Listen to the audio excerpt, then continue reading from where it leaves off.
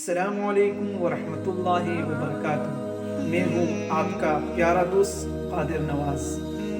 گفتگو کے 3 دروازے ہیں۔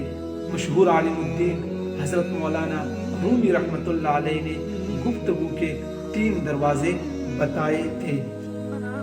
آپ کہا کرتے تھے کہ جب تک آپ کی کلام ان 3 دروازوں سے نہ گزارے اس وقت تک آپ اپنا منہ نہ کھولیے۔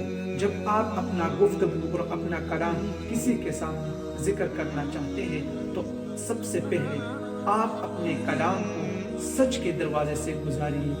آپ اپنے آپ سے پوچھئے کہ آپ جو کہہ رہے ہیں آیا یہ سچ ہے؟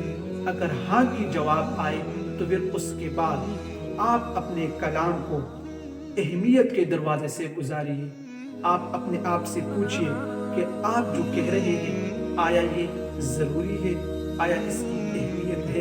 اگر ہاں کی جواب آئے تو پھر اس کے بعد آپ اپنے کلام کو مہربانی کے دروازے سے گزاریے کہ آپ کے الفاظ اور آپ کا لہجہ نرم ہے۔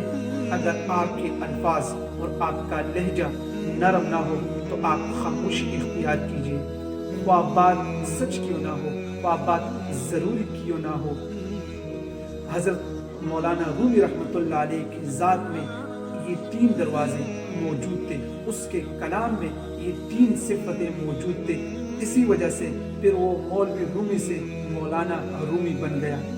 معزز دوستو، امید کرتا ہوں کہ آپ بھی اپنے کلام کو ان 3 دروازوں سے گزارنے کی کوشش کریں گے اور اپنے کلام میں ان 3 صفات کو لانے کی کوشش کریں گے۔